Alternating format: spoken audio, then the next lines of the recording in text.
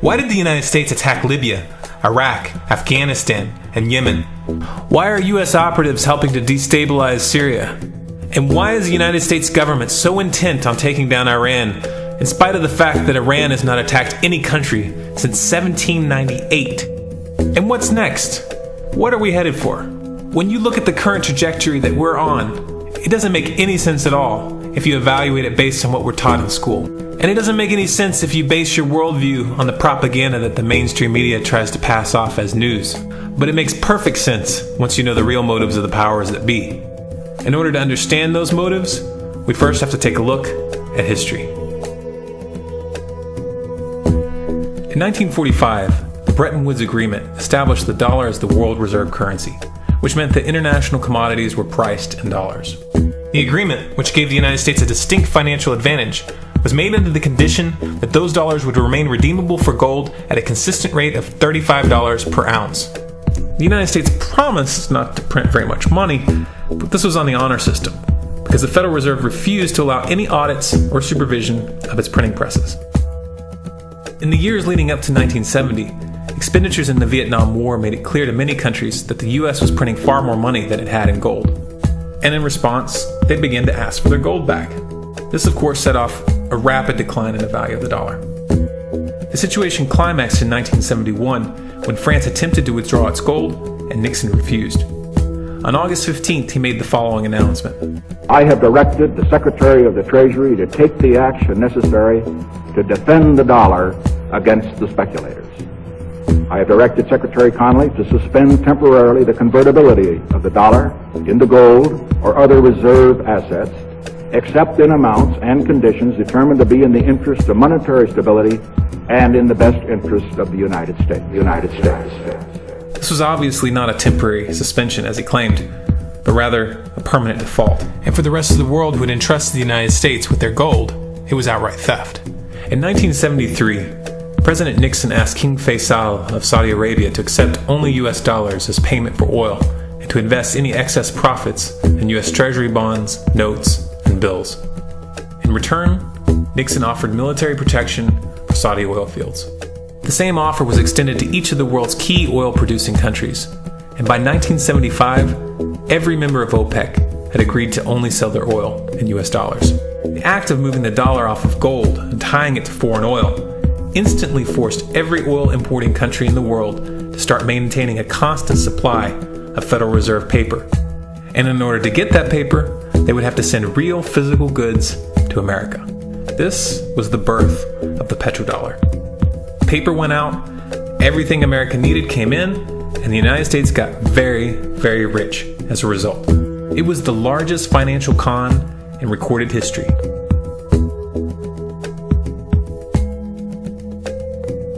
The arms race of the Cold War was a game of poker.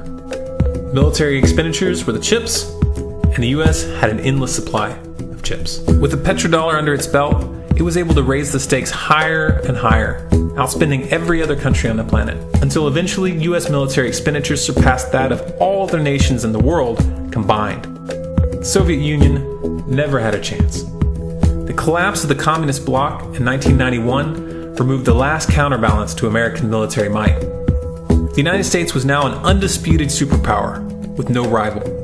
Many hoped that this would mark the beginning of a new era of peace and stability. Unfortunately, there were those in high places who had other ideas. Within that same year, the U.S. invaded Iraq in the first Gulf War. And after crushing the Iraqi military and destroying their infrastructure, including water purification plants and hospitals, crippling sanctions were imposed which prevented that infrastructure from being rebuilt. These sanctions, which were initiated by Bush Sr. and sustained throughout the entire Clinton administration, lasted for over a decade and were estimated to have killed over 500,000 children. The Clinton administration was fully aware of these figures. We have heard that 500,000 children have died. I mean, that's more children than died in Hiroshima. And you know, is the price worth it? I think this is a very hard choice, but we think the price is worth it. Miss Albright, what exactly was it that was worth killing 500,000 kids for? In November of 2000, Iraq began selling its oil exclusively in euros. This was a direct attack on the dollar and on U.S. financial dominance, and it wasn't going to be tolerated. In response, the U.S. government, with the assistance of the mainstream media, began to build up a massive propaganda campaign claiming that Iraq had weapons of mass destruction and was planning to use them. In 2003, the U.S. invaded, and once they had control of the country, oil sales were immediately switched back to dollars. This is particularly notable due to the fact that switching back to the dollar meant a 15 to 20% loss in revenue due to the euro's higher value. It doesn't make any sense at all unless you take the petrodollar into account. So I came back to see him a few weeks later, and by that time we were bombing in Afghanistan. I said, "Are we still going to war with Iraq?" And he said, "Oh, it's worse than that." He said, he reached over on his desk, he picked up a piece of paper, he said, I just got this down from upstairs, meaning the Secretary of Defense's office today, and he said, "This is a memo that describes how we're going to take out 7 countries in 5 years, starting with Iraq, and then Syria, Lebanon, Libya, Somalia, Sudan, and finishing off Iran. Let's take a look at the events of the past decade and see if you see a pattern. In Libya, Gaddafi was in the process of organizing a bloc of African countries to create a gold-based currency called the dinar, which they intended to use to replace the dollar in that region. US and NATO forces helped destabilize and topple the Libyan government in 2011, and after taking control of the region, US armed rebels executed Gaddafi in cold blood and immediately set up the Libyan central bank. Iran has been actively campaigning to pull oil sales off of the dollar for some time now, and it has recently secured agreements to begin trading its oil in exchange for gold.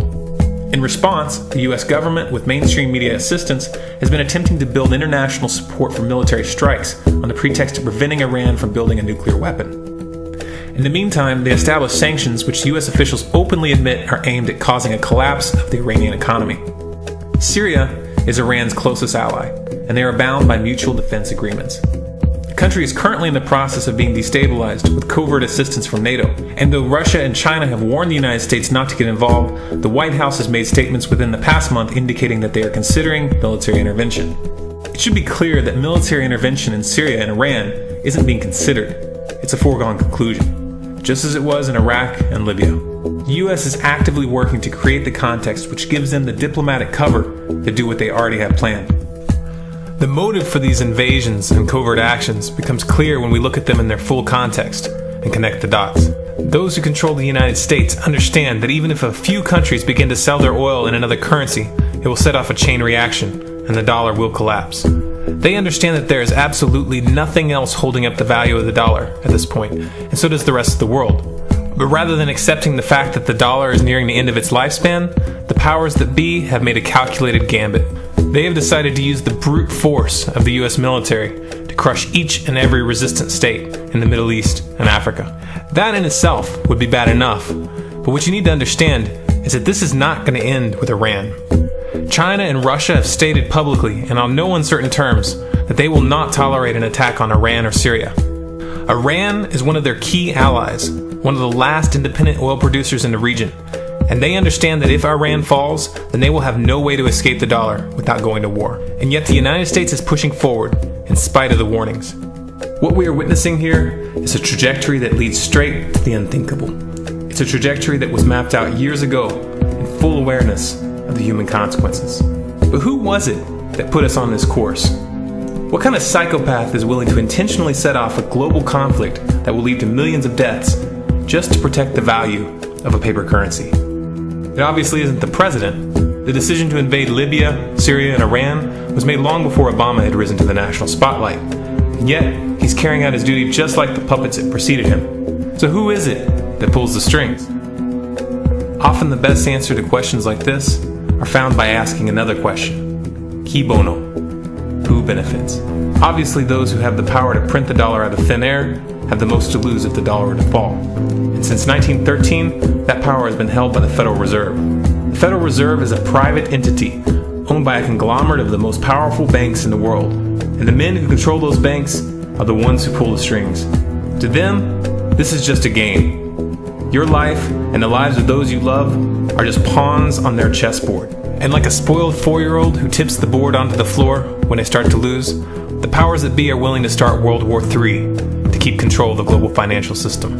Remember that when these wars extend and accelerate. Remember that when your son or your neighbor's son comes back home in a flag-draped coffin. Remember that when they point the finger at the new boogeyman, because the madmen who are running this show will take this as far as you allow them to. So how much time do we have left? It's a question I hear constantly, but it's the wrong question. Asking how much time we have left is a passive posture. It's the attitude of a prisoner who's waiting to be taken out to a ditch and shot in the back of the head. What are our chances? Can we change course? Also the wrong question. The odds don't matter anymore. If you understand what we're facing, then you have a moral responsibility to do everything in your power to alter the course that we're on, regardless of the odds. It's only when you stop basing your involvement on the chances of success that success actually becomes possible. To strip the ill-begotten power from the financial elites and to bring these criminal cartels to justice will require nothing less than a revolution. The government is not going to save us. The government is completely infiltrated and corrupt to the core. Looking to them for a solution at this point is utterly naive. There are 3 stages of revolution, and they are sequential. Stage 1 is already underway. Stage 1 is the ideological resistance. In this stage, we have to actively work to wake up as many people as possible about what is happening and the direction we're headed. All revolutions originate from a shift in the mindset of the population, and no other meaningful resistance is possible without it. Success in this stage of the game can be measured by the contagion of ideas. When an idea reaches critical mass, it begins to spread on its own and seeps into all levels of society. In order to achieve that contagion, we need more people in this fight. We need more people speaking out, making videos, writing articles, getting this information onto the national and international stage. And we especially need to reach the police and the military. Stage 2 is civil disobedience, also known as nonviolent resistance. In this stage, you put your money where your mouth is, or more accurately, you withhold your money and your obedience from the government, and you do everything in your power to bring the gears of the state to a halt. Practiced in mass, this method alone is often enough to bring a regime to its knees. However, if you fail at this stage, Stage 3 is inevitable. Stage 3 is direct physical resistance. Direct physical resistance is the last resort, and it should be avoided and delayed as long as possible, and it should only be invoked after all other options have been thoroughly exhausted. There are those who talk tough and claim that they will resist when the time comes, but what those people fail to realize is that if you are inactive during the first 2 stages and save your efforts for the last resistance, then you will fail. When the Nazis were moving door to door, dragging people out of their homes in Germany, that was the time to fight back physically. But due to the lack of ideological resistance and civil disobedience leading up to that moment, even an armed uprising would have likely failed at that point. An armed uprising can only succeed if the people have established an attitude of active resistance. And active resistance is only possible after their minds have broken free from the mainstream propaganda. If you want to fight back, it's now or never. You're not going to get another chance, and the stakes are far higher than they were in Nazi Germany.